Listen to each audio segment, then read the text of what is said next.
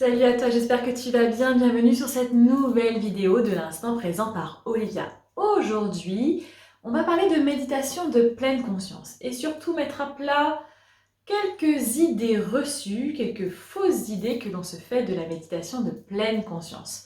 Tu as peut-être des idées bien arrêtées sur ce qu'est la pratique de la méditation. Aujourd'hui, je te propose de répondre à 6 idées reçues, 6 fausses idées de la méditation de pleine conscience.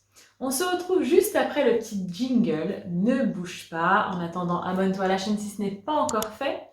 Enclenche la petite cloche de notification. Et surtout, abonne-toi à la newsletter pour recevoir mon instant présent, le magazine qui rend ton quotidien plus serein. A tout de suite.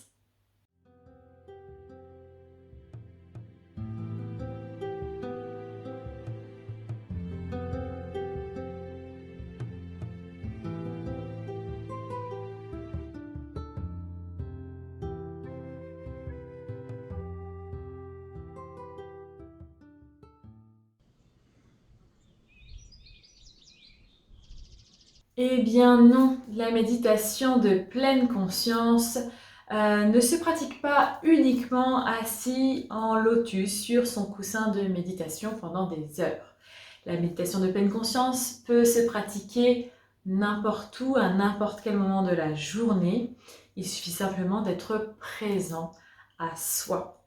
Donc tu peux la pratiquer en marchant, en faisant ton activité favorite, bien sûr en restant simplement assis, allongé ou même debout.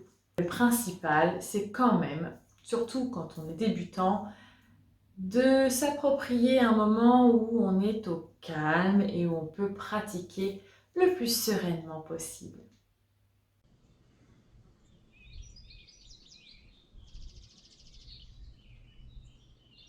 La pratique de la méditation de pleine conscience est accessible à tous, quel que soit notre âge, notre religion, notre tempérament. Je t'entends déjà dire que tu es trop speed, tu es trop énervé, tu es trop en stress pour te poser et méditer. Et pourtant, je suis sûre que toi-même, tu pratiques cette méditation de pleine conscience dans ton quotidien sans même t'en apercevoir. Parce que c'est une pratique innée que nous avons tous. C'est une capacité naturelle de l'être humain que d'être dans l'instant présent, que d'être dans la pleine conscience. Bien sûr, avec notre rythme effréné, avec le stress du quotidien, on a tendance à mettre cette capacité de côté. Mais je te laisse tester quand même quelques minutes l'instant présent et la pleine conscience et tu t'apercevras que peut-être que le calme arrivera de lui-même.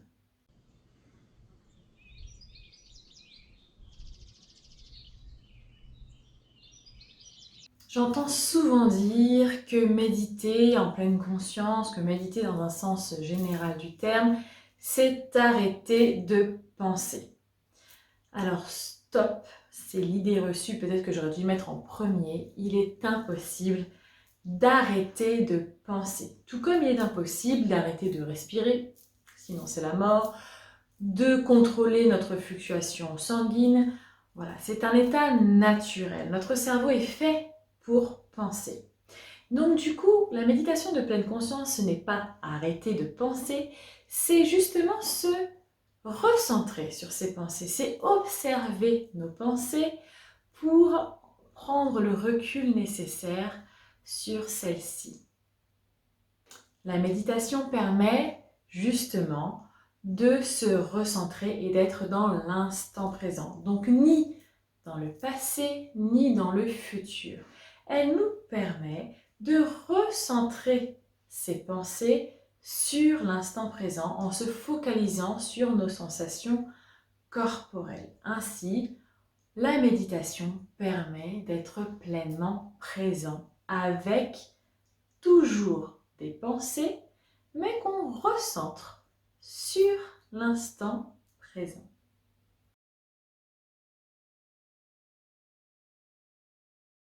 Alors stop, on va déjà remettre les choses à leur place. Il n'existe pas d'émotion positive ou d'émotion négative. Chaque émotion a son importance. Elles sont soit confortables ou inconfortables à vivre.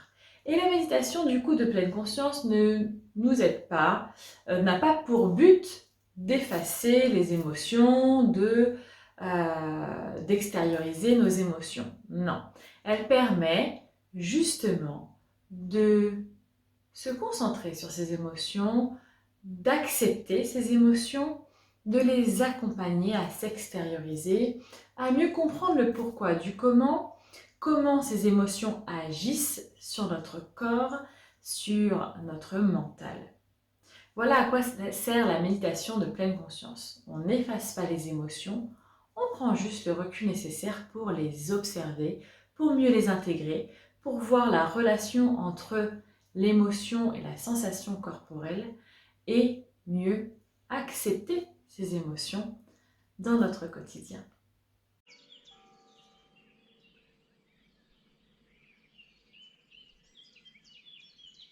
Alors, méditer, c'est pas si facile que ça en a l'air, parce que finalement, dès qu'on doit changer nos habitudes, dès qu'on sort de notre zone de confort, cela demande un petit peu d'effort finalement.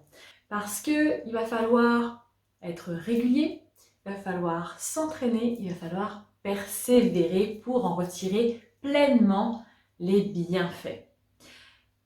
Donc, méditer facile, oui et non, il suffit juste de se faire confiance et de tester avec régularité. Peut-être que 10 minutes, 5 minutes, 10 minutes en premier lieu, ce sera déjà très très bien si on arrive à mettre ça dans notre emploi du temps. Et franchement, ça vaut vraiment, vraiment le détour.